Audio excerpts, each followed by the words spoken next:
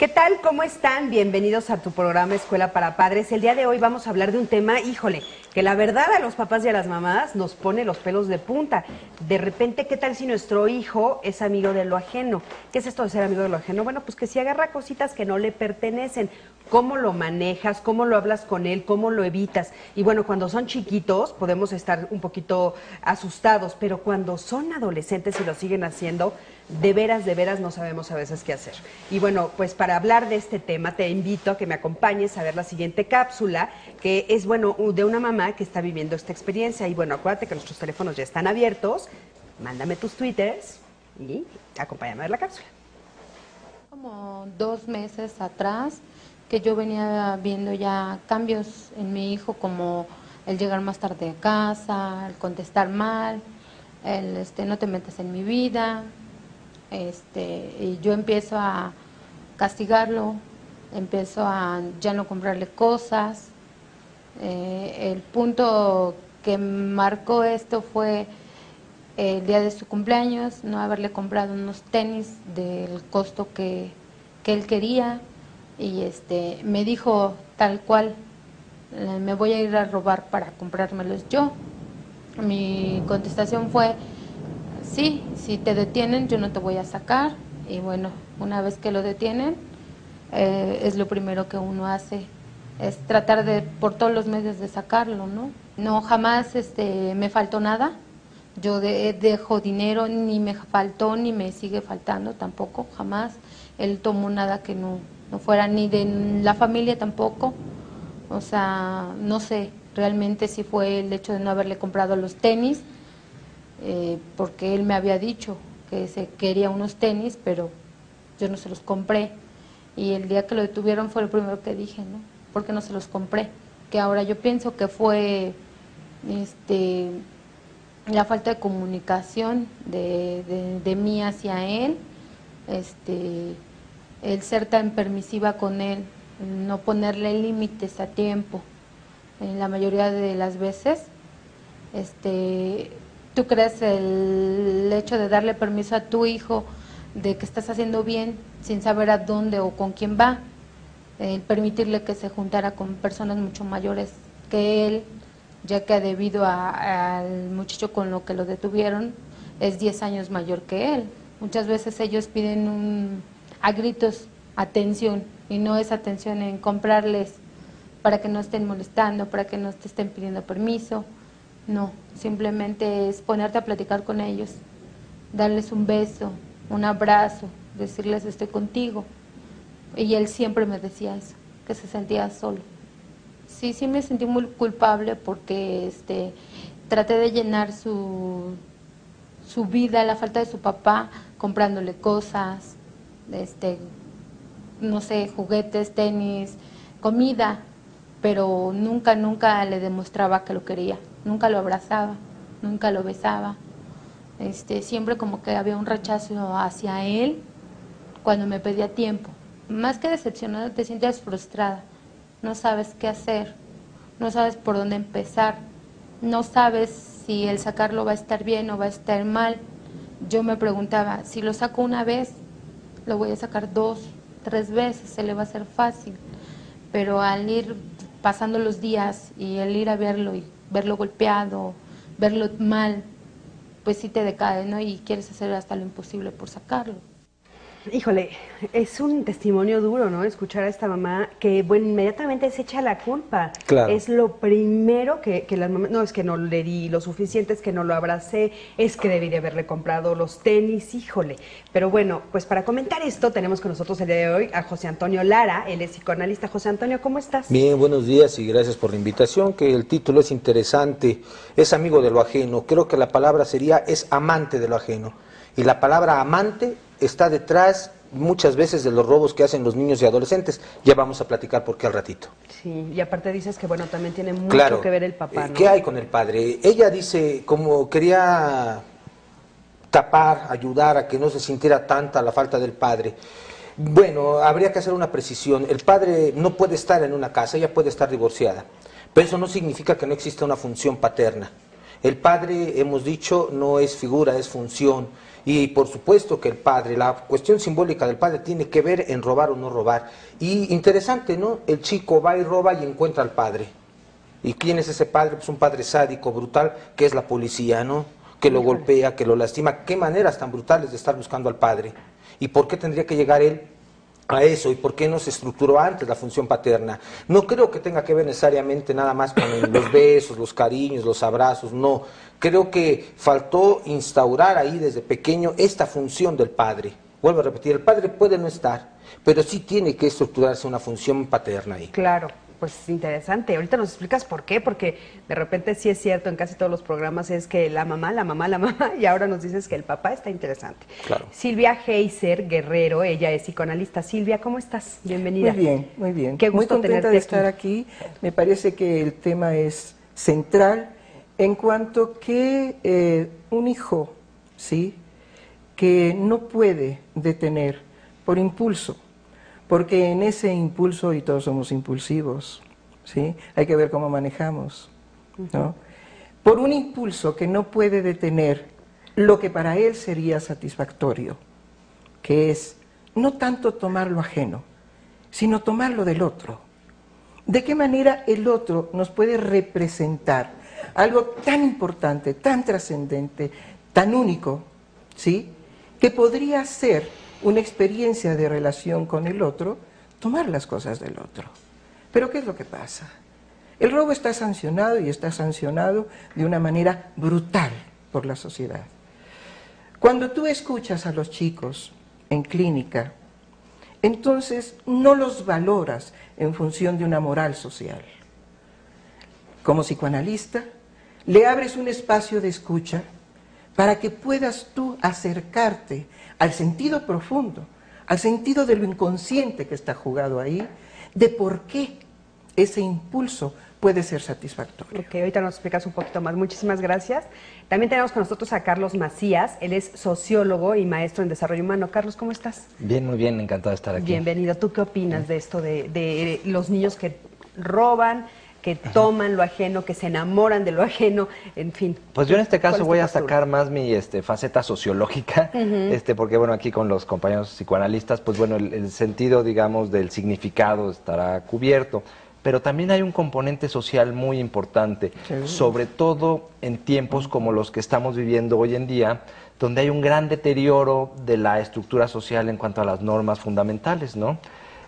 Si no hay una contención social adecuada, entonces es mucho más fácil llevar el impulso en bruto, ¿no? De yo quiero esto, y pues no hay nada que me lo impida, ¿no? Si no está el papá, pero tampoco está la sociedad, pero tampoco están las normas, y además hay como una inercia en ese sentido, en donde yo veo que todo mundo lo está llevando a cabo, que no hay consecuencias en principio, que las consecuencias parecen muy lejanas, ¿no? Vivimos en un país donde tenemos un 90 y tantos % de impunidad, entonces lo más probable es que no me ocurra nada, ¿no? Claro. Entonces hay como muchos alicientes para llevarlo a cabo, ¿no? Claro. Oye, ¿es una cuestión de valores?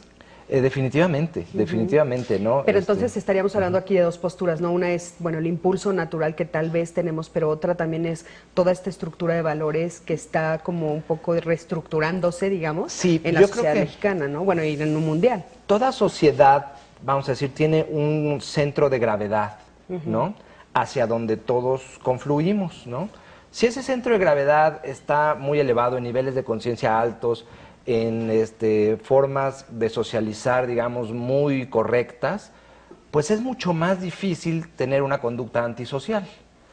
Pero si ese centro de gravedad está, como en el caso de México y sobre todo últimamente, si ese centro de gravedad está en la conducta antisocial, lo que es muy difícil es ser una persona con valores, responsable, consciente, que ve por los demás, porque nos jala, ¿no? Es como un imán hacia donde digamos, las cosas están gravitando, ¿no? Claro.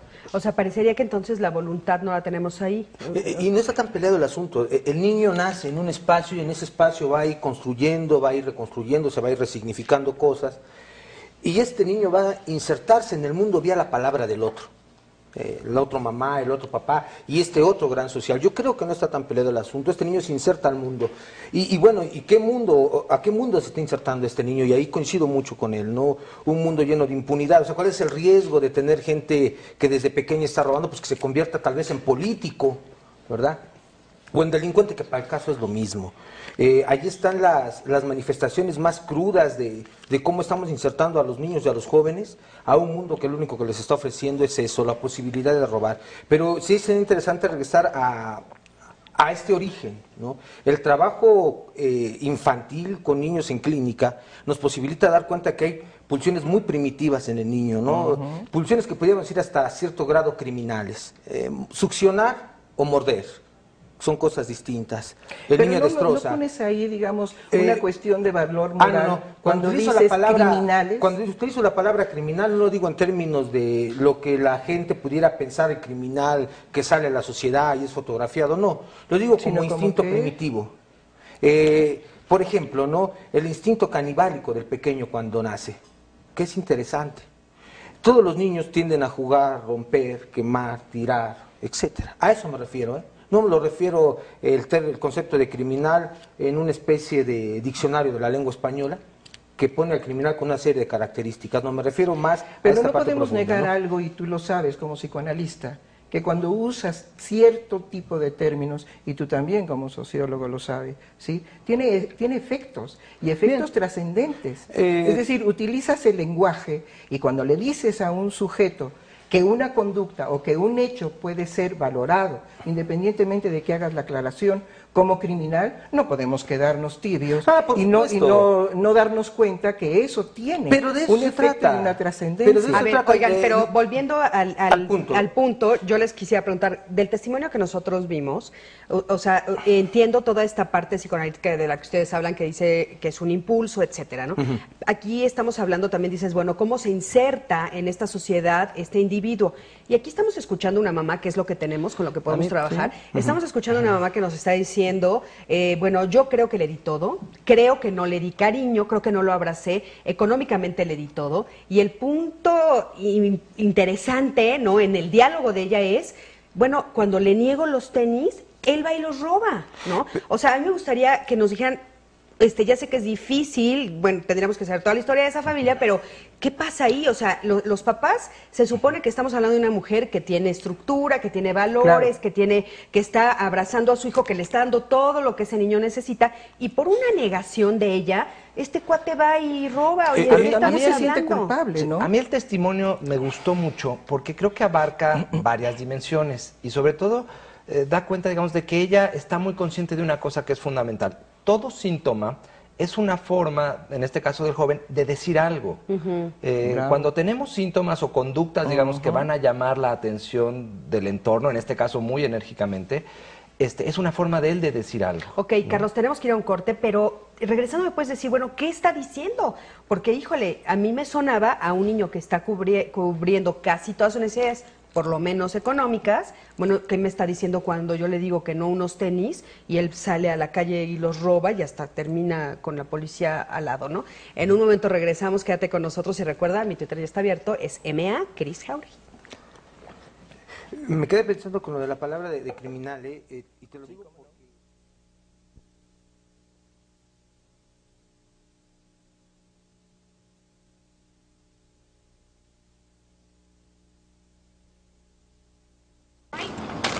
One second.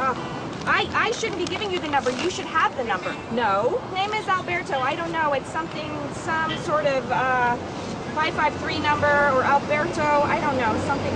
No, you just keep in mind that you work for me. And I have 35 people coming tonight. This is unacceptable. I mean, I have to have the heater working. I have to have everything there. No, this is not right. Let's see. Hang on one second. It's 553. Not bad for like 30 minutes. Sales first, didn't you? You guys. You guys. Wait, watch. Look. You guys, I totally just stole this. No from this fucking lady over there. way. I haven't looked. Let's see how much. Have you seen it though? Holy shit, you guys. My God, I don't think I've ever seen this much money in my Let's life. go shopping. Hell yeah!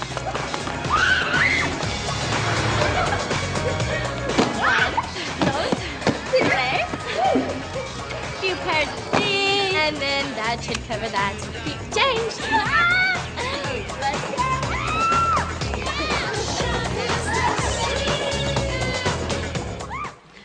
Híjole, esta escena a mí me aterra pensar, ¿no? De que mi hija pudiera estar ahí corriendo por las calles, agarrar una cartera, sacar el dinero que no le importa, después írselo a gastar. ¿De qué estamos hablando aquí? ¿Qué es lo que ustedes están viendo que sucede con esta juventud, ¿no? Que puede hacer eso sin un freno. Hay una cuestión, digamos, en la película. Sí me llama la atención que solamente hayan pasado esta escena. La razón por la cual, si conocen la película, la razón por la cual ella roba, ¿sí? Es porque inicialmente hay todo un componente erótico de cómo la que está representando en un momento dado, la otra chica, está representando el atractivo, ¿sí?, de los chicos, y que la ridiculizan. Hay una escena en donde la ridiculizan por los calcetines que está usando, regresa a su casa, se siente muy decepcionada, muy molesta. La madre llega mimosamente a tratar de hablar con ella y ella fúricamente le dice que no la entiende, pues, que es un estúpido, pero que es un asunto de cómo pertenecer, pero ¿en qué línea? En la línea de lo erótico, en los adolescentes es muy fuerte. Entonces, la otra, la morena, la revisa, ve que ha cambiado de vestimenta y entonces la invita a reunirse en la tienda de ropa. O sea, formar parte del grupo. Claro. Ah, ok. Sí, yo creo que en la escena, aunque es corta, digamos, se deja ver algo muy claro que es un vicio de nuestra sociedad, que Erich Fromm señala con mucha claridad. Favorecemos el valor de tener en detrimento del valor de ser, ¿no? En esta sociedad vales porque tienes, y hay que tener a toda costa. Y no importa cómo le hagas para tener con tal de que tengas, eso la sociedad te lo va a reconocer. ¿Quién eres o qué eres? A la sociedad no le importa. Si para tener robas, la sociedad, digamos, no pone el énfasis ahí, ¿no? Lo vemos en las campañas políticas, lo vemos en general cómo es el consumo, digamos. Una persona que tiene es una persona respetada, una persona valorada. ¿Cómo le hizo para tener? Ya no nos metemos ahí, ¿no? Lo que propone Erich Fromm precisamente es como darle la vuelta a esto y poner el énfasis en los valores de ser. Lo que importa es quién eres, en qué te conviertes con tus actos, ¿no? Si ponemos el énfasis ahí, lo que veríamos en esta chica es que es una cosa terrible porque se convierte en una ladrona, Claro. ¿no? Entonces es un gran detrimento a su persona, pero el énfasis está puesto en que ya tiene los tenis que quería. Claro, ya va a formar parte de este grupo, Exactamente. ¿no? Y tenemos ya algunas llamadas. Georgina, mi hijo de 15 años le robó 500 pesos a su primo y lo utilizó para comprarse unas botas de arqueto. Como nosotros no lo dejamos vestirse así, él buscó la forma de hacerlo. Él no trabaja, se dedica a estudiar y un día antes de que se fuera a quedar con su primo le faltaba la mitad y cuando regresó ya tenía todo el dinero. Hablando con su primo nos dijo que le faltaban esos 500 pesos que él había conseguido para comprarse sus botas. No sé si nosotros por no permitírselo le hicimos un daño y lo estamos obligando a robar para comprarse lo que a él le gusta. No sé, yo creo que siempre hay algo más allá. No creo que tuviéramos que centrar la discusión, por ejemplo, de estas botas únicamente en que se las compraron o no. Hemos de recordar, pues, que en la adolescencia también hay reavivación de conflictos infantiles.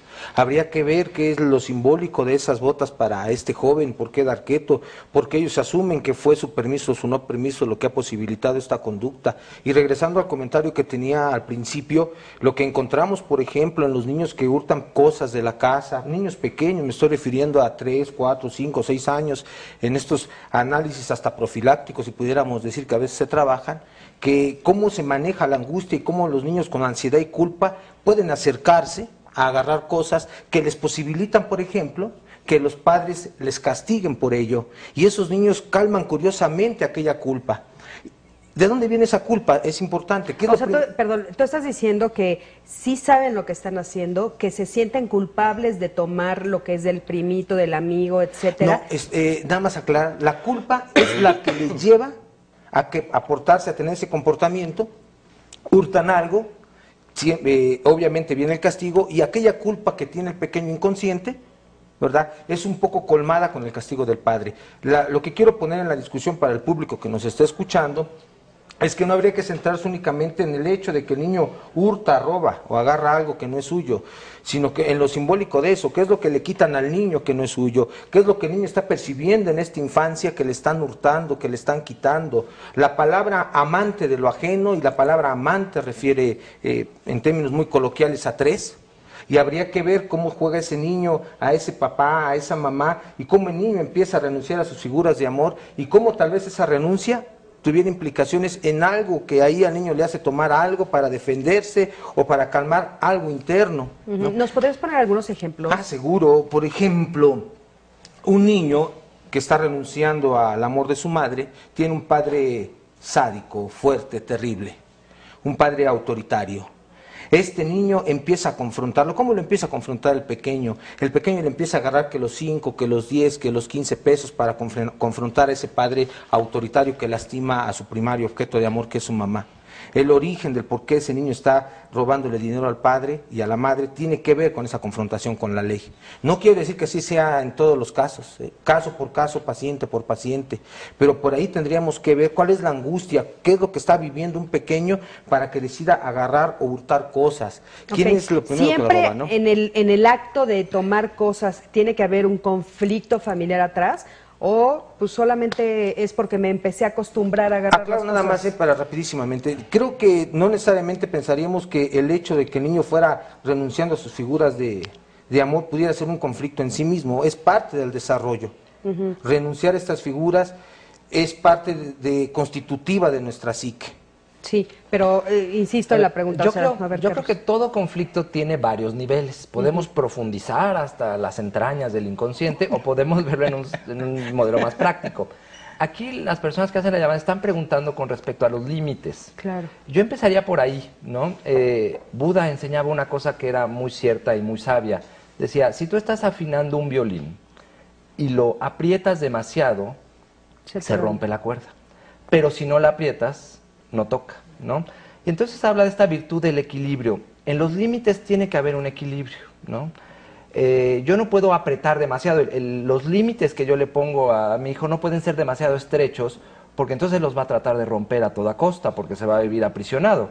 Ni tampoco pueden ser demasiado laxos, de tal suerte que el joven o el niño sienta pues que no hay límites, que no existen. Entonces hay que encontrar ese equilibrio. En Creo este que caso, ese sentido va la inquietud. por ejemplo, en este caso en el que Georgina nos habla, darle una alternativa para encontrar esas botas, ¿no? O sea, posiblemente, no sé, a ver si haces esto, ¿ustedes qué opinan? Sí. Hacer un intercambio en el que le permitas al niño o al joven sí alcanzarlas de alguna manera, no un no rotundo, ¿no? Sí, yo nada más quiero agregar una cosa, ya, cedo la palabra. La otra pregunta es, ¿por qué quieres ser darketo? ¿No? Ahí hay un acto de rebeldía. Normalmente la rebeldía tiene que ver con un sobrecontrol, ¿no?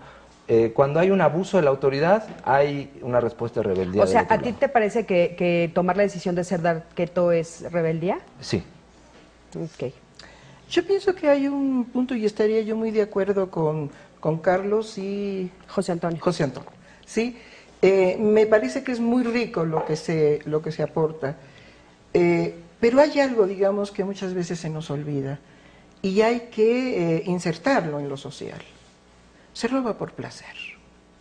Se come por placer. Y muchas veces no entendemos la conducta manifiesta porque negamos precisamente que el ser humano está dotado, ¿sí?, para la búsqueda de placer aún en la transgresión. Okay. Es un problema de la sociedad la transgresión, ¿sí? Pero es porque la sociedad tiene una estructura que no va ad hoc, que no va a acuerdo, ¿sí?, con las búsquedas de placer de los seres humanos. Ok, entonces robar también tendría este ingrediente. Tú nos estás diciendo que para los niños o los jóvenes es placentero hacer eso. Indiscutiblemente, pero no solamente para los niños, los jóvenes, sino también para los adultos. Sí, bueno, claro. ¿Sí? Es decir, no neguemos que hay conductas que no tienen ninguna otra razón que una experiencia muy intensa, además muy intensa, de placer. Oigan. Creo que lo que nos plantea, digamos, las dos situaciones que hemos escuchado de las madres, ¿sí?, es precisamente que hay algo que falta. En un caso, faltaba el padre. Y en otro caso, como decías tú muy bien y señalabas muy bien, ¿sí?, Hay una prohibición al ser. Quiero ser darketo. Y hay una prohibición. He ahí, digamos, las manifestaciones más fuertes y más intensas, eróticas en el ser.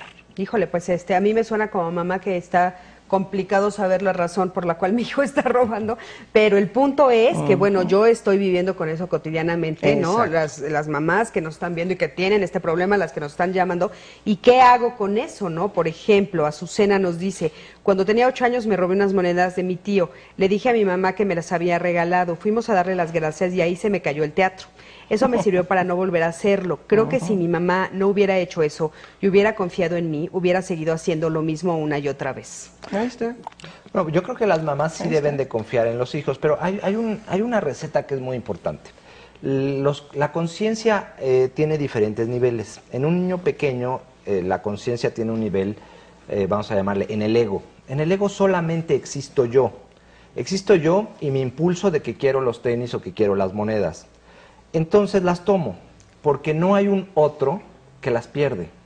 Si solamente existo yo, entonces pues, prácticamente no hay consecuencia. En la medida en la que yo puedo desarrollar mi conciencia a un nivel superior, y entonces en esa conciencia existen los otros, entonces ya surge un conflicto grave cuando yo quiero los tenis porque se los tengo que quitar a alguien más. Ok, entonces, digamos, Carlos, que en la práctica lo que yo tengo que hacer con mis hijos desde que están chiquitos es empezarles a explicar lo que el otro está sintiendo cuando yo hago eso. Exactamente. Una conciencia elevada, bueno, los niveles más elevados de conciencia, Ken Wilber habla de la conciencia de unidad, por ejemplo. La conciencia de unidad es yo soy uno con el otro, ¿no? Que es como la conciencia que tienen, por ejemplo, los místicos, los maestros de la espiritualidad. Todos somos uno, ¿no? Todos somos la misma cosa. Entonces, robarle al otro es dañarme a mí. Yo soy el otro, ¿no? Ok. Eso, esta conciencia, esta concepción que sabemos que es compleja, ¿a qué edad yo se la puedo decir a mi hijo y cómo? O sea, por ejemplo, a un chiquito que está en el kinder o a uno de primaria, por ejemplo, ahorita que acaban de entrar a la escuela, y de repente, pues el de al lado tiene una regla que está más padre porque es de la película que ahorita está de moda. Y a mí me compraron la regla transparente. Yo creo que una cosa es, digamos, como lo que pasa o lo que debería de pasar según el desarrollo ideal, y otra cosa es lo que pasa en la realidad. Idealmente el ego se abandona por ahí de los 7 años y entonces llegamos al nivel de conciencia dogmático. La conciencia esta, digamos, elevada, pues es a partir de que somos plenamente adultos. Sin embargo, desde siempre le podemos estar señalando al niño que existe el otro. Ok, a ver, en ese caso en específico, ahorita que regresemos del corte me dices, ¿qué hago? Agarro a mi chiquito y voy con el otro y le entrega la regla. ¿Cuál sería la dinámica que yo tengo que utilizar para que él entienda lo que me estás diciendo? En un momento regresamos, quédate con nosotros. A veces uno puede suponer que algunas cosas nos pertenecen por derecho propio o simplemente por nostalgia y no medimos las consecuencias de los actos. Justamente esto le ocurrió a uno de los entrañables personajes creados por el ilustrador australiano Oliver Jeffers. En el libro El misterioso caso del oso, Jeffers relata una divertida historia sobre un oso que se ha visto obligado a tener que cortar los árboles en el bosque. Los demás animales, preocupados por lo que está ocurriendo en su entorno, tendrán que encontrar al culpable. Finalmente, el caso es resuelto y deja en los lectores una fundamental enseñanza.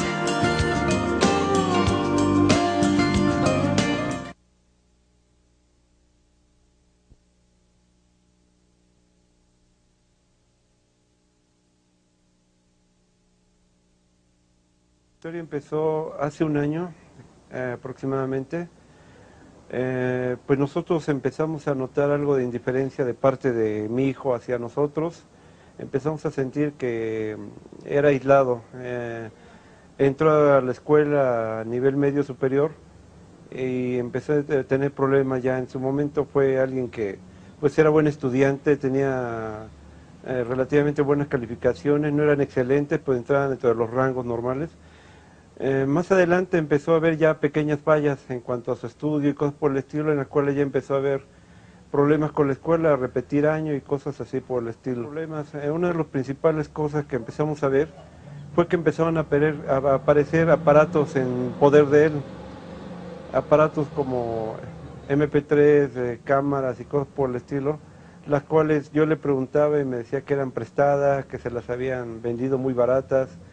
Entonces, pues sinceramente, pues tú nunca dudas que va a haber algún problema mayor, ¿no? Tienes toda la confianza depositados en ellos. Y pues lo dejamos pasar, sinceramente dejamos pasar esos detalles que ya a la larga vimos que fueron muy importantes.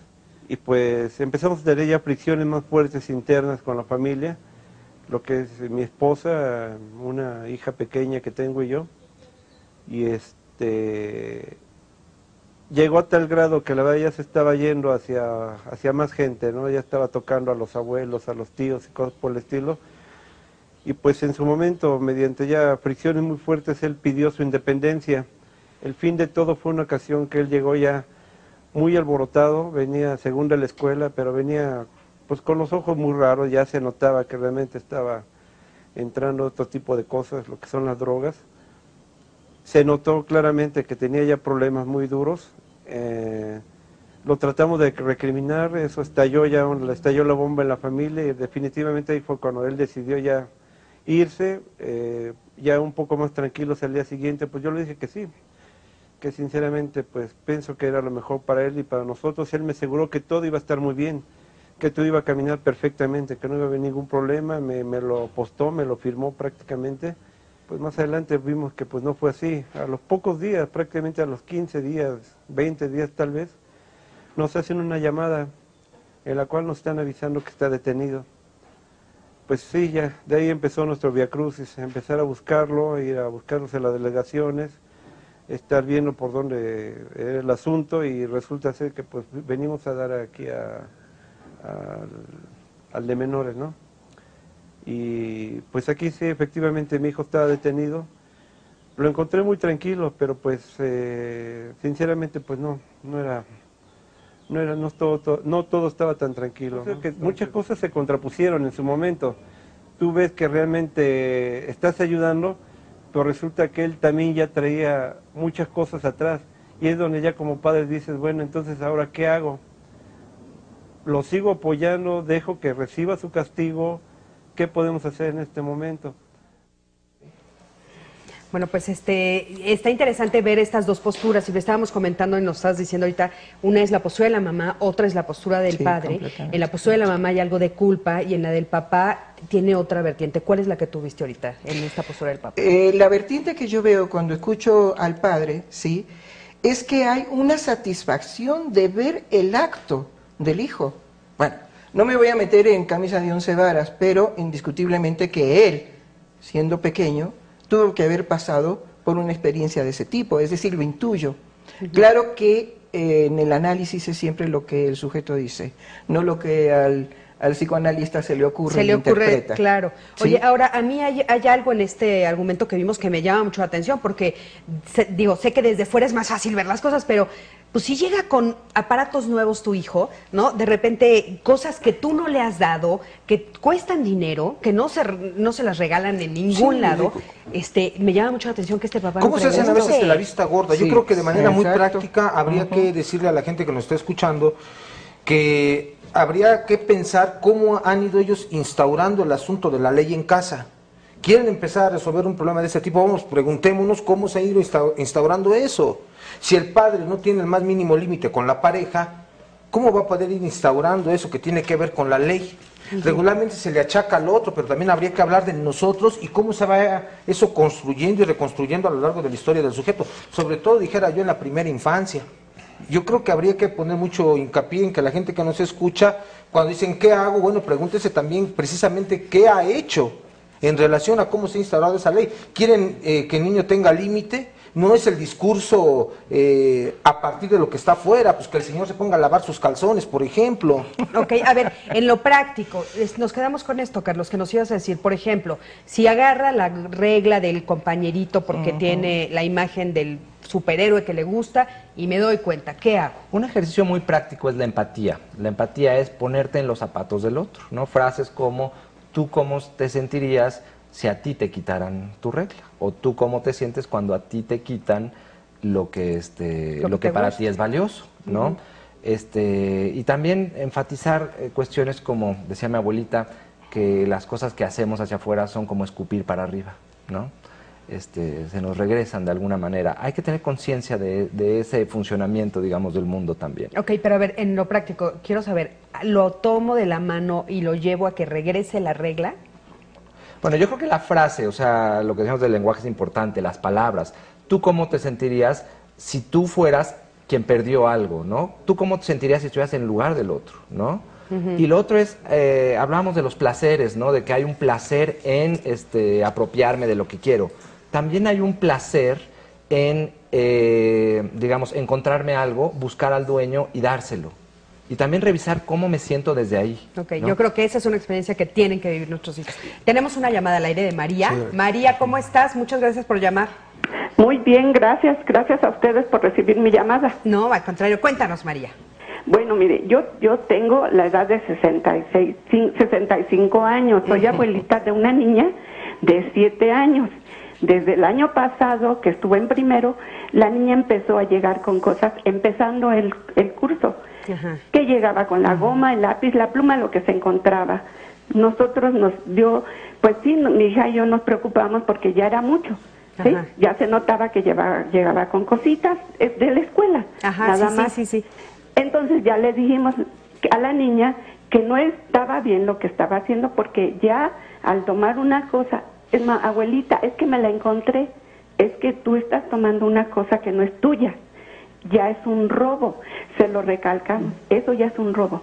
Vas, se lo entregas a la maestra que vea de quién es, porque las cosas están marcadas con su nombre, claro, de la persona. Entonces, la niña pues ya por ese lado lo entendió, pero ahora el problema es que en la casa me agarra las cosas de comida. Ajá. El chocolate, a lo mejor un pan de dulce, pero se lo esconde. Oye, María, tengo una duda. Sí. ¿Por qué cuando ustedes vieron que ella traía la goma, el lápiz, desde el primer momento no hicieron algo en ese primer momentito? Así, ¿por qué se esperaron a que fueran como muchas cosas? Yo tengo 2 preguntas. Sí, mire. Sí, yo desde el primer momento yo lo capté porque como yo soy la tutora, la abuelita que la cuida, claro, se lo dije, eso lo vas a entregar luego porque trae el nombre de la niña o niño, no sé, y lo entregas a la maestra para que ella lo dé. Claro, ¿y sí se lo entregó? Sí. Ah, ok. Oye, José Antonio tiene una pregunta para ti también. Buenos días. Buenos días. Muy concreta la pregunta. ¿La niña duerme con la mamá o duerme con usted en la misma cama? La niña duerme con la mamá. Pero ok, cuando en la misma cama. Quiere, se pasa con la abuelita. Perfecto. O sea, ¿la niña se baña sola o también la bañan ustedes? Normalmente la bañamos ya sea la mamá o yo, pero Bien. ya la dejamos que se bañe solita. 2 recomendaciones muy concretas, que la niña ya no duerma con la mamá, ni duerma con usted, que tenga su propio espacio y que tampoco se bañe ni con usted ni con su mamá. Eso va a ayudar a que la niña introyecte algo que tiene que ver con los límites, pero de manera muy simbólica. Y yo creo que ahí vamos a estar resolviendo algunas cosas. Muy bien. Ok, ¿alguien más quiere hacerle una pregunta a María? No. ¿No? Ok, María, muchísimas gracias. Quédate viendo el programa. Gracias a ustedes. Gracias por llamar. Oigan, tenemos otra de Gina, que bueno, también me lo mandó a través de Twitter. Gina, me da mucho gusto que podamos leer tu pregunta. Dice, hola, la semana pasada tomó mi hijo de la cartera de su abuelo 100 pesos. El abuelo se dio cuenta y me lo dijo. Hablé con mi hijo y después de un rato lo aceptó y pidió disculpas. El problema es que su papá lo llama ahora ratero, lo castiga por todo, no lo deja hacer nada y dice que no se merece nada. ¿Cómo puedo hablar con mi esposo? ¿Qué le digo? Y bueno, se ve que Gina está desesperada. Dígale a su esposo que lo que nombra es lo que desea. Y si el esposo está nombrando ratero al hijo, pues pareciera ser que lo está poniendo ahí para que sea justamente lo que el esposo lo nombra. Bien lo decías, ¿no? A los niños se les baña de lenguaje.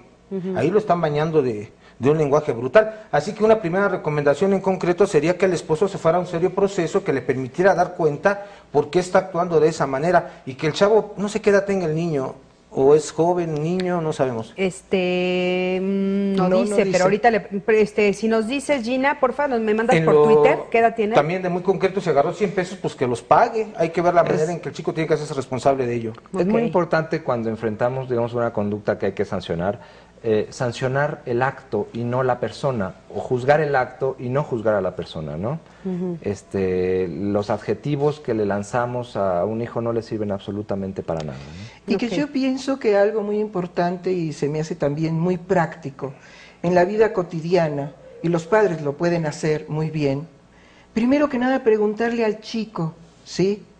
¿Por qué lo lleva a cabo? ¿Cuál es la razón para él? Porque él cuenta. De otra manera simplemente nos dedicamos a juzgar el acto. Claro. Y a tener, digamos, una serie de evaluaciones, y algo que es verdaderamente destructivo para cualquier niño, ¿sí? Es que sea evaluado. Y me refiero, digamos, de manera amplia. La evaluación ha sido causa de destrozamiento del valor del sujeto. Pero si nosotros accedemos a un diálogo, a una plática, a una serenidad, no al padre que se siente tan agredido y tan ofendido, ¿sí? Porque el hijo ha llevado a cabo un acto que para él solamente tiene un valor, ¿sí? Es un ratero. Bueno, pero si nos acercamos a los chicos y le preguntamos, inclusive el caso de la niña, ¿no? ¿Sí? ¿Y por qué se te antojó? ¿O por qué lo tomaste? ¿O cómo te estás sintiendo? ¿Qué está pasando contigo? ¿Sí? Nosotros tenemos en consultorio niños de 2 años, 2 años y medio, ¿sí? Oigan, les voy a leer un poco de los twitters. Una dice, los invitados no explican bien el motivo por el que los niños son amigos de lo ajeno. Me está quedando poco claro. Claro. Porque, bueno, pues obvio, han dicho como muchas cosas, entonces de repente, o sea, creo que podemos sintetizar rápidamente. Yo creo que, en primer lugar, hay un impulso, ¿no? En segundo lugar, hay una falta de límites. En tercer lugar, muchas veces son jóvenes enojados que están tratando de llamar la atención de sus padres de alguna manera. No sé si quieren decir algo más, pero creo que eso es como... Y que digamos, algo que insisto en que se tome en cuenta, antes que valorar la conducta, ¿sí? Tenemos que hacernos cargo de que hay una experiencia de placer en esto. Claro, pero bueno, también tenemos que hacernos responsables de lo que están haciendo nuestros hijos, ¿no? Yo recuerdo, por ejemplo, cuando yo era muy chiquita, que sí llegué con la regla, ejemplo que sucede, y a mí mi mamá me hizo regresarla, y para mí fue fundamental regresarla, la pena de haber dicho la tomé y jamás volver a hacerlo, claro, porque te das cuenta de lo que sucede. Uno tiene que topar con pared. Tienes que topar con pared de alguna manera, ¿no? Esto no es aceptable bajo ninguna circunstancia. Y lo regresas y pones la cara y te das cuenta de lo que hiciste. Sin embargo, este topar con pared debe ser de un padre sereno, centrado, objetivo. Claro. Este padre que pierde el control, digamos, y vuelca toda su ira... fíjense qué peligroso, ¿no? Porque le está otorgando al hijo un poder enorme. Entonces el hijo se da aparte cuenta... injustamente, ¿no? Porque, bueno, sí recapacitó, sí se lo dijo. Bueno, pidió pidió la disculpa, y aparte hay que hacerlo, entenderlo de otra manera, pero no, ahora sí que como dicen, matas un perro y eres mataperros, ¿no? Sí, pero este poder que el padre le otorga al hijo, digamos, le hace un gran daño al hijo, porque entonces el hijo se da cuenta que puede desquiciar al padre cuando él quiera. Híjole. Hijo, Gina, ¿ya oíste eso? Bueno, pues nos vamos a un corte, en un momento regresamos. Quédate con nosotros.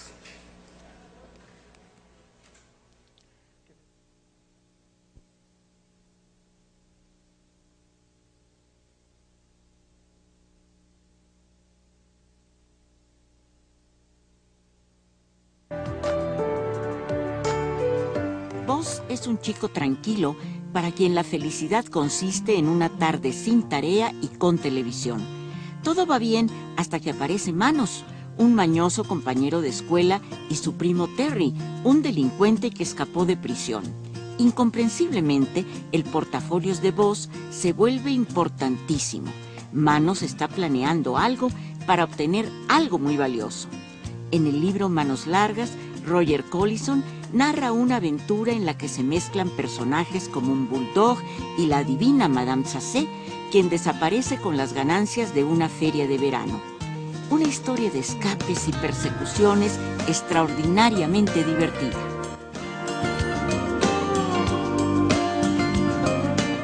Bueno, acuérdense que siempre con la lectura es fácil acercarnos a algunos temas que nos cuestan trabajo. Y bueno, Gina ya nos contestó, dice, gracias Cris, soy Gina, escuché todo, muchas gracias. Mi hijo es de 14 años y los tomó porque dice que nosotros no le damos dinero. Yo cuando tengo le doy y lo que necesita cuando no. Y esto se lo dije, mi esposo es muy cerrado y no logro hacerlo entender. Yo quitaría nada más la palabra dinero y quedaría la frase, en nosotros no le damos. Yo creo que habría que ver, que yo creo que no nada más tiene que ver con el dinero, creo que también tiene que ver con otras cosas ahí, de manera práctica, ¿no? Porque si se centran en que no le dan dinero, se pensaría entonces que dándole dinero se podría resolver. Claro. No, quitemos la palabra dinero y dejemos la frase. Mi hija dice que no le damos. Hay que ver qué es lo, cosas ahí? sí, hay que ver qué es lo que no le damos y un poquito, bueno, también ver, estábamos comentando en el corte, en qué escuela los tenemos, con qué amigos nos juntamos y bueno, también ver si nosotros estamos en el nivel adecuado y no estamos haciendo que nuestros hijos vean cosas que tampoco podemos alcanzar. O sea, hay muchas las razones por las cuales también se comportan así. Tenemos que revisar nuestro propio materialismo. Claro, o sea, ¿qué cosas aspiro yo? ¿Qué le estoy transmitiendo a mi hijo, no? Sí, que es y muy entonces importante. lo estoy empujando en qué dirección, ¿no? Claro. Oigan, tenemos una llamada de una chica de 14 años. Tengo 14 años, mi familia es muy autoritaria y yo tiendo a robar dinero a mis padres para comprar ropa de arqueta, ya que ellos no me dejan vestirme así. ¿Cómo les puedo hacer entender lo que yo necesito a mis papás? Fíjense qué interesante es la voz de una niña de 14 años. Bueno, en primer lugar hay una situación, digamos, de oposición radical por parte de los padres a una expresión de ese tipo. Y lo que se va a jugar aquí es cuánta flexibilidad hay para entender y orientar, porque no se trata nada más de vete de darqueta y ya, ¿no? Porque también hay padres, ¿no es cierto?, sumamente permisibles, que se deshacen de los hijos en cuanto a las demandas y las cumplen, ¿no? Hay que ser darqueto, ¿no? Claro. ¿Qué más da? ¿Sí? Ahora, yo creo que una de las cosas importantes también sería que entendieran qué es esto de ser darqueto. Nosotros ya tuvimos aquí un programa que fue Tribus Urbanas y tienen una filosofía y no necesariamente es negativa. Entonces, bueno, ¿tú cómo te estás acercando a ser darqueta y por qué lo estás haciendo? Y a través de ahí, cuéntaselos a ellos. Tal vez ellos entienden más a través de eso. Gabriela Pérez, tengo un niño de 3 años, le gusta agarrarme el dinero para esconderlo o meterlo en su alcancía. ¿Cómo lo podemos reprender? 3 años. 3 años. Yo, con todo respeto, no creo que tuviera que reprenderse a un niño sin tener más datos, nada más a partir de la llamada de 3 años que agarra las cosas, las esconde.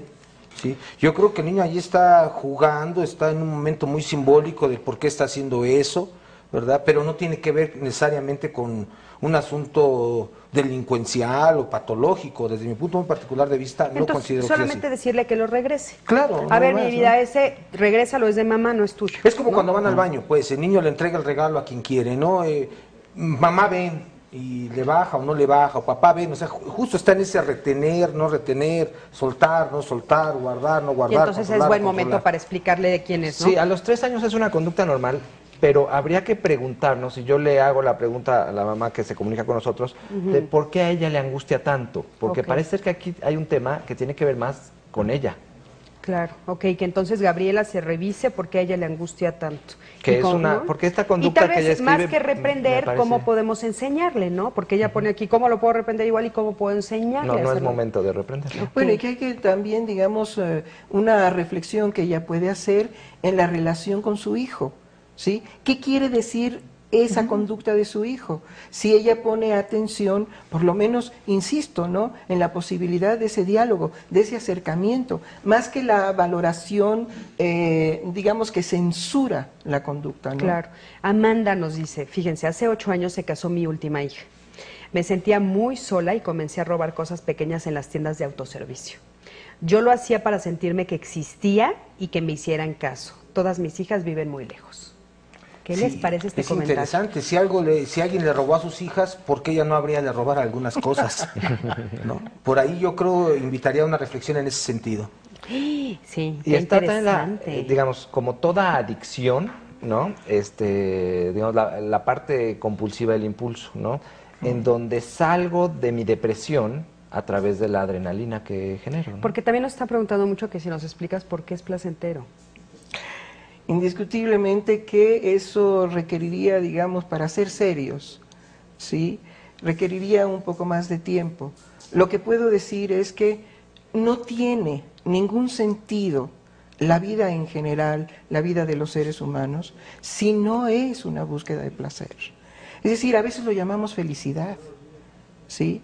Pero todo lo que hacemos, el arte, ¿sí?, la ciencia, estas conductas, digamos, que son adversas para lo social, porque descomponen el lazo social. El robo es algo que destruye el lazo social. Lo que decía Carlos, llevar al chico a que pueda reconocer que él viviría el mismo daño, yo lo dudo. ¿Lo dudo en qué sentido? en que, bueno, me puedo volver hipócrita, ¿no? ¿Sí? Y decir que el otro me interesa y que me es muy importante. Y si a eso le ponemos la religión, bueno, Ave María Purísima, ¿no? Sí, soy bueno. Pero la intención profunda del placer, ¿sí?, no se resuelve con manifestaciones conductuales de ese tipo. Bueno, esta es una afirmación de Freud. Yo sí quiero decir que también hay como mucha literatura en el sentido contrario, ¿no? Claro, claro. Digamos, hay grandes teóricos que sostienen que el impulso central del hombre no es el placer, sino vemos actos de heroísmo, ¿no? O actos al servicio del bien común, en fin, que dan cuenta de algo diferente. Digo, esta discusión no acabaría aquí porque es una discusión teórica. No, aparte es interesante saber que bueno, ustedes tienen cada uno una postura diferente y que las dos, como yo dije, bueno, pues son completamente respetables, ¿no? Y sí, bueno, hay mucho auge en esto del conductual. Nada también, más de manera ¿no? muy concreta, lo prohibido genera deseo. Y justamente ahí estaría un asunto del placer. Claro. Sí, en el acto de tomarlo y tenerlo lo te prohibido, da placer, ¿no? ¿no? Bueno, tenemos una llamada de Laura. Laura, ¿me escuchas? Sí. ¿Cómo estás, Laura? Gracias por llamar. No, mira, me cayó el programa como anillo al dedo, ¿eh? Sí, cuéntame. Mira, tengo un hijo de 16 años. Va en la preparatoria. Nosotros somos clase media. Ok, yo más o menos trato de cubrirle todas sus necesidades en cuanto a ropa, salidas a paseos, las colegiaturas. Soy mamá separada, vivo nada más mi hija, mi hijo y yo. Pero de 4 meses para acá se me comenzó a perder el dinero. Pero no cantidades pequeñas, sino 500, 200, 300. Hace 2 semanas se me perdieron 1,000 pesos. Es de cuenta, el miércoles 500, el viernes otros 500, ¿no? Híjole, sí, es mucho dinero. Sí, entonces, mira, él no toma, él no consume drogas porque yo así bien mamá gallina voy por ellos a la fiesta, los huelo, veo quiénes son sus amigos y todo eso, por ahí no va. Yo siento que como es muy noviero, anda quedando bien con las niñas. Okay. Y obvio no le alcanza lo que yo le doy, ¿no? Y entonces, ese día yo los enfrenté y les dije, a ver, se me está perdiendo el dinero y no estoy loca, ¿no? No se me cayó de la cartera. Yo acabo de contar tanto y me faltan 500. No, mi hija, yo no fui. Él, no, yo tampoco. Le digo, bueno, va a quedar así, pero a su conciencia se los dejo.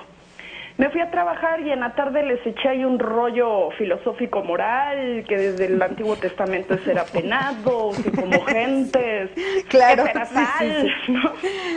Sí, como puedes, ¿no? Porque ya no sabes ni qué hacer, sí. Y dije, no, pues qué horror, ¿no? Y dije, ojalá y entienda, ¿no? Y a la otra semana otra vez, pero él se echó de cabeza porque fueron a comer varios amigos y me dice mi hija que él cooperó con la comida más de lo que yo les di. Claro, entonces dices, ¿de dónde? Taxi. Ajá. Entonces sumaba, hicimos cuentas y lo que él había gastado en la semana sumaba lo que me había volado, ¿no? Claro. Entonces yo le dije, mira, todo apunta a ti. Vamos a ser honestos. No te alcanza la lana que te doy, vamos a buscarte un trabajo pequeño, ¿no? O vende algo, ¿no? Vende algo, vende camisas, vende gorras, yo no sé, ¿no? Y si no te alcanza para las chicas, porque yo sí entiendo que tú tendrás que pagar todo, pero yo no te puedo tampoco dar tan bien para que andes paseando a niñas, ¿no? Sí, ¿de quiénes son las novias? Pero, ¿y qué? ¿Cómo lo tomó? No, él lo niega. Lo niega. Pero no se me pone agresivo ni nada. Entonces yo ahí me doy cuenta que es él, porque que eso sería ofensivo. Oye, mamá, ¿qué te pasa? ¿Por qué me tomas?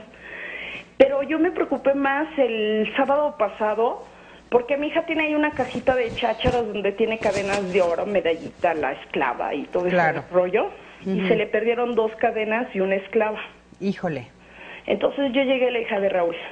Estaban en mi cuarto, le dije, mi tocador. Yo no las tomé. Fátima no puede ser tan perversa a inventarse eso, ¿no? Todo apunta a ti, vida. Híjoles, ¿no? Y se me puso a llorar y me dijo, ¿por qué me tomas? Yo no fui.